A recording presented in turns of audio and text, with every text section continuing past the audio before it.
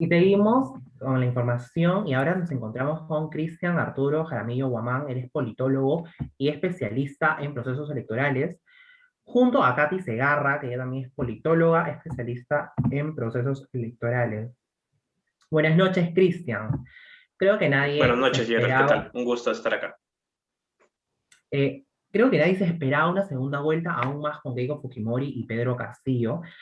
Para esta segunda parte de su campaña ha habido mucha incertidumbre sobre la decisión de los ciudadanos porque nadie tenía un voto asegurado por alguno de los candidatos.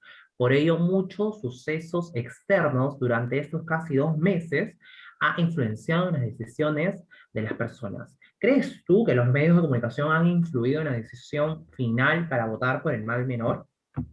Los medios de comunicación en esta campaña electoral han tenido un rol bastante particular. Hoy mismo ha salido el informe preliminar de la misión de observación electoral. Es un informe muy sucinto y muy específico acerca de todo lo que ha sucedido en las elecciones. Y los medios de comunicación tienen una parte central en este informe. Lamentablemente, la misión de observación electoral también nota que ha habido un desbalance de información a favor de la candidata de Fuerza Popular. Ahora, si los medios de información, los medios de comunicación han influido en la decisión del ciudadano, eso es bastante difícil de medir, ¿no?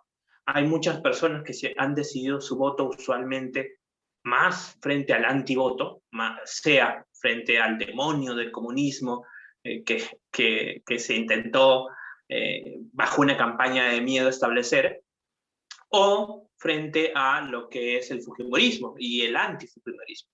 Entonces, yo creo que no es tan difícil ver hasta qué punto los medios de comunicación influyeron. Lo que sí podría decir es que sí jugaron un rol a favor de una candidatura. Buenas noches, Katy. En esta última semana se han visto distintas declaraciones de trabajadores de canales de televisión que han evidenciado el apoyo a la campaña sobre uno de los candidatos en las notas informativas que han pasado en los noticieros. ¿Considera que la exposición de la candidata Keiko Fujimori en esos programas de televisión específicos fueron determinantes para aumentar sus votos a favor? Adelante, por favor.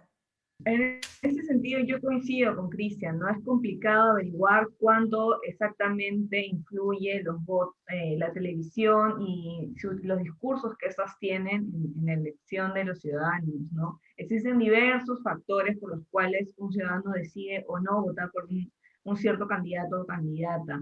Entre ellas había dicho Cristian ya el antivoto. También puede ser la identificabilidad que se tiene con uno u otro candidato. Entonces, como dije, es complicado averiguar o sea, cuánto es el efecto de los medios de comunicación. Sin embargo, con el resultado que tenemos ahora tan ajustado y lo que pareciese ser una victoria de Pedro Castillo, podríamos ver los límites de la influencia de los medios de comunicación, ¿no? No solamente la OEA ha hablado sobre un claro apoyo, o bueno, un relativo apoyo de los medios de comunicación hacia una candidatura, sino también, claro, eso ha sido evidenciado desde sus propios trabajadores. Hemos visto la renuncia de periodistas, el despido también de periodistas importantes, desde el monopolio que se tiene en los medios de comunicación. Entonces, pero aún así con este apoyo así que se ha tenido desde la mayoría de medios de comunicación, se ha visto de que en general, hasta en estos momentos, pues la mayoría de votos los ha tenido Pedro Castillo. Y está clarísimo que la gente ya se hartó y la misma gente se da cuenta de que los medios de comunicación están a favor de una candidatura que es Keiko Fujimori y no ha funcionado. Y ha tenido apoyo de influencers que manejan una buena cantidad de seguidores. Y pasando a otro punto fundamental, Cristian, la incertidumbre ha generado dudas en los mercados financieros y la caída del sol y el alza del dólar. Castillo, el candidato con las propuestas más radicales, aseguró que si gobierna no llevará a cabo expropiaciones ni nacionalizaciones y se comprometió a respetar la autonomía del Banco Central de Reserva. ¿Consideras tú que esto es una estrategia para atraer a los ciudadanos y confíen en él y no hagan tanto bullicio como lo están haciendo ahora? ¿O debemos creer en su palabra que fue ya dicha anteriormente? Yo creo que de todas formas va a haber un nivel de moderación, sobre todo porque en el Congreso no obtiene una mayoría tan abrumadora como lo obtuvo el Fujimorismo en el 2016, ¿no? Entonces, lo que va a tener que hacer Castillo es generar algún tipo de consenso. Son 10 partidos políticos los que están representados en el Congreso. Es uno de los congresos más fragmentados desde que el Perú regresa a la democracia en el 2001. Pero yo sí quisiera hacer una anotación curiosa, ¿no? Ya es demasiado repetitivo el patrón de que si no gana, o si un candidato que no tiene la venia de los grupos de poder, curiosamente siempre el dólar sube. Y curiosamente se presiona para que acepte ciertas medidas, ¿no? Yo creo que hasta el mínimo ajuste, por ejemplo, el plan de Verónica Mendoza en su primer momento en las elecciones del 2010, en las elecciones del 2021, en la primera vuelta, fue altamente demonizado. Y era un plan que es bastante moderado, ¿no? Entonces, yo no sé hasta qué punto el alza del dólar, la caída de la bolsa, que son patrones que se repiten en todos los países, en Chile, por ejemplo, en la constituyente, que es una de las constituyentes más progresistas y con más mujeres en toda su historia, también pasó lo mismo. Cae la bolsa después de un mal resultado a los partidos de derecha, ¿no? Entonces, yo creo que ya ese tipo de situaciones ya me dejan de sorprender. Yo creo que ya los ciudadanos tienen algún tipo de idea de lo que sucede. También pasó con Ollanta. Ollanta ganó, inmediatamente la bolsa cae. Pero yo sí esperaría que Castillo modere sus propuestas, porque va a necesitar algún tipo de apoyo, sea de grupos de izquierda, sea del centro.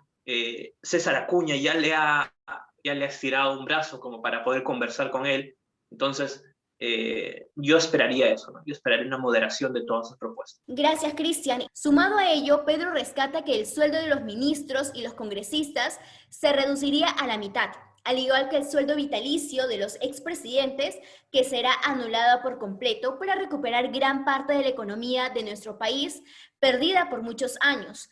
Katy, hablando económicamente, ¿considera realista esta propuesta del señor Castillo, sabiendo que hay leyes que se tendrían que reformar para poder conseguirlo, considerarlo?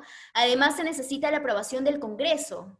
Estas medidas tienden a ser populistas, ¿no? Porque se buscan conversar o negociar de que el sueldo vitalicio de los presidentes generaría un gran gasto para el Estado, y esto no es así. Realmente no es tanto el gasto, y en general es una práctica que se da, ¿no? Entonces, y además, el bajarle el sueldo a los ministros, en lo particular, yo no estaría de acuerdo, porque se busca de alguna manera incentivar a que los mejores cuadros entren al Estado, y parte de ese incentivo, en definitiva, es el económico, ¿no? Entonces, se genera otro tipo de incentivos para poder lograr, pues, no sé, pues, cargos tan importantes como el ser ministro, y ahí abre una puerta hacia temas de corrupción, que sin duda en estos momentos sufrimos la corrupción, pero creo que reduciendo los sueldos, pues no estaríamos luchando contra ello, y además estaríamos elitizándolo,